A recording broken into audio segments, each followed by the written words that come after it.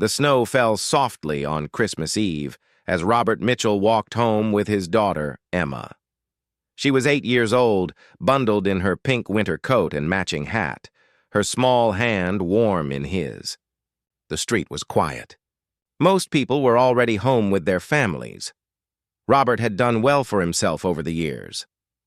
He ran a successful investment firm downtown, but success had come with a price. His wife, Emma's mother, had passed away 2 years ago. Since then, it had been just the two of them. He worked hard to give Emma everything she needed, but he knew she missed having a mother. He could see it in her eyes sometimes, especially during the holidays. They were nearly home when Emma tugged on his hand. "Daddy, look," she whispered. Robert followed her gaze.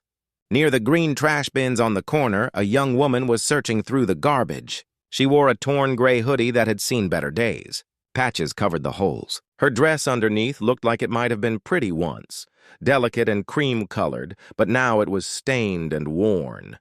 Her blonde hair hung loose around her face. She couldn't have been more than 25. Robert felt his chest tighten. It was Christmas Eve.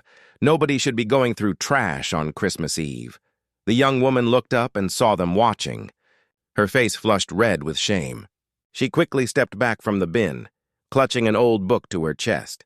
"I'm sorry," she said quietly. Her voice was soft, educated even. "I didn't mean to. I was just—" Emma let go of her father's hand and took a step forward. "Are you hungry?" she asked with the simple directness that only children possess. The young woman's eyes filled with tears. She nodded, just barely. Robert cleared his throat. "What's your name?" "Grace," she said. "Grace Henderson. I'm Robert. This is Emma." He paused, weighing his words carefully. "Grace, would you like to come home with us? Have some dinner? It's Christmas Eve." Grace shook her head quickly. "Oh, no, I couldn't. I don't want to be any trouble." "You wouldn't be trouble," Emma said firmly. "We have lots of food. Daddy always makes too much." It was true. Robert had learned to cook after his wife died. He wasn't great at it, but he tried. Tonight he'd planned to make a simple dinner, nothing fancy. But there would be enough. "Please," Robert added gently. "Nobody should be alone on Christmas Eve." Grace looked between them. Her eyes were gray-blue, Robert noticed. Tired but kind. Finally, she nodded. They walked the 3 blocks to Robert's townhouse. Grace kept her distance at first, as if she wasn't sure this was real.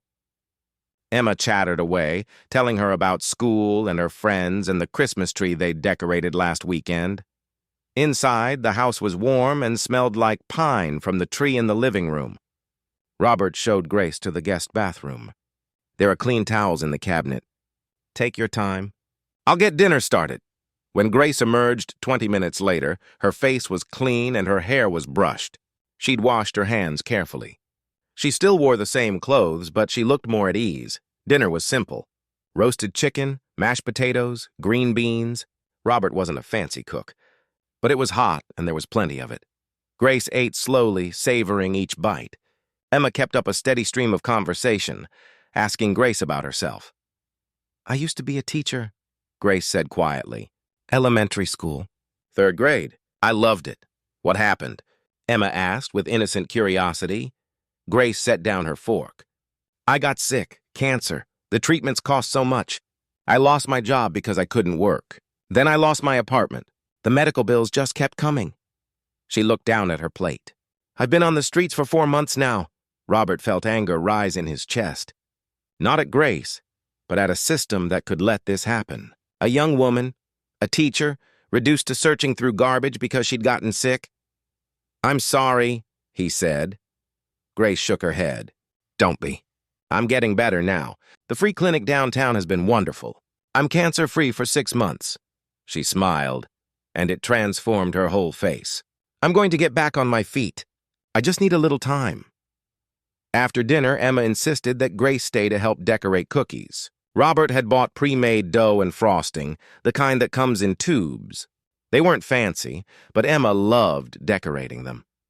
Grace sat at the kitchen table with Emma, carefully piping frosting onto sugar cookies. She showed Emma how to make a snowflake pattern, how to add little details with a toothpick. "You're really good at this," Emma said admiringly. "I used to do this with my students every year before winter break." Grace said softly. It was always my favorite day. Robert watched them from the kitchen doorway. There was something peaceful about the scene. Something right. Emma was laughing in a way he hadn't heard in months, and Grace looked almost happy. When the cookies were done, Robert made hot chocolate. They sat in the living room by the Christmas tree, the lights twinkling softly. Emma showed Grace the ornaments she'd made at school. Grace listened to every word, asking questions, genuinely interested. Eventually, Emma's eyes started to droop. "Time for bed, sweetheart," Robert said gently. Emma looked at Grace. "Will you read me a story?" Grace glanced at Robert, uncertain.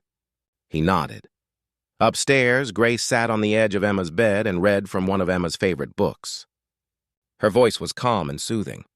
Emma was asleep before the story ended. Grace carefully set the book on the nightstand and followed Robert back downstairs. "Thank you," she said simply, "for tonight, for treating me like a person." "You don't know what that means." Robert poured them both coffee. "Grace, I have a guest room. It's just sitting empty. You're welcome to stay there. Not just tonight. For as long as you need." Grace's eyes went wide. "I couldn't. That's too much." "It's not," Robert said firmly. "Look, I'm not doing this out of pity. Emma needs someone around besides just me. Someone who understands things I don't, and maybe you could use a safe place while you get back on your feet." "But you don't even know me," Grace protested. "I know enough," Robert said. "I know you're a teacher who loves kids. I know you're fighting to rebuild your life. I know you made my daughter smile tonight in a way she hasn't since her mother died." He paused.